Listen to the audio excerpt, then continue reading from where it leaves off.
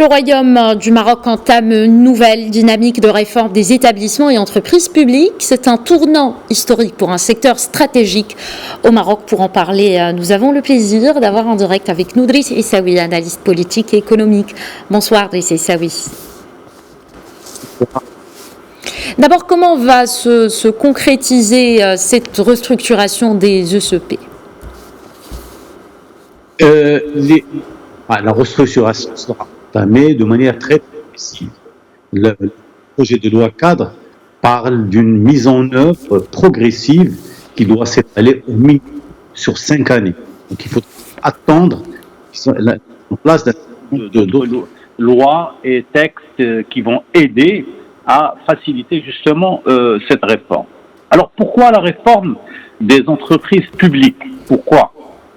Tout simplement, ce n'est pas pour répondre à une crise qui existe au niveau de ce secteur, non, c'est parce que il y a plusieurs études, et d'ailleurs tout le projet de présentation de cette loi, on parle, parce que nous avons des études de la Cour des comptes, nous avons des études des auditeurs externes, des auditeurs des ministères, etc., qui montrent que beaucoup de secteurs publics, beaucoup d'entreprises publiques sont là, mais dont l'efficacité n'est pas toujours étudiée, n'est pas toujours à l'œuvre, n'est pas toujours au rendez-vous, et d'où la nécessité de les revoir.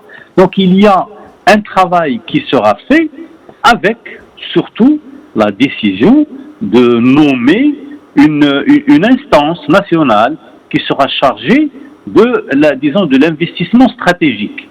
Et ça, ce sera extraordinaire, ça permettra à chaque fois de dire telle entreprise peuvent se rencontrer, peuvent investir de manière croisée, etc. D'accord. Quels sont maintenant les établissements et les entreprises publiques ciblées dans un premier temps par cette réforme ? Et tout de suite, ça va être difficile de le dire, mais sachez que les entreprises publiques sont présentes dans les autoroutes, dans le transport ferroviaire, dans la forêt, dans l'agriculture, l'agro-industrie. Tous ces secteurs on trouve des entreprises publiques historiques qui sont là et qui investissent et qui travaillent. Mais leur fonctionnement ne donne pas satisfaction tel que nous l'aurions voulu. Chaque entreprise a besoin de se développer, a besoin de se projeter dans l'avenir. Et vous avez tout à l'heure parlé de la réforme des entreprises publiques. On a parlé la dernière fois de la réforme fiscale. La réforme fiscale, c'était les Assises nationales de la fiscalité qui avaient présenté une loi cadre. Aujourd'hui, nous avons cette loi cadre qui va permettre de gérer de manière optimale toute la réforme des entreprises publiques de telle sorte à ce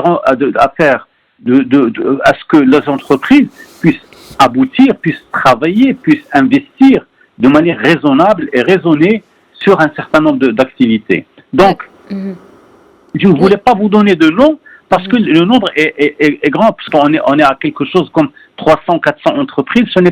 On ne peut pas les nommer tout de suite. D'accord. Driss Essaoui, pour mieux comprendre ce mécanisme, comment se compose le portefeuille public ?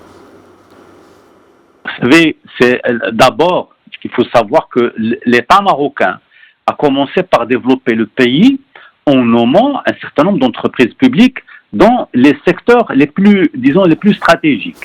Et on n'avait que des entreprises publiques pour le phosphate, pour l'électricité, pour l'eau, etc.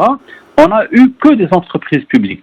Ce n'est que par la suite, et on a eu justement une intervention progressive de l'État pour pouvoir agir sur le sens à donner aux investissements publics.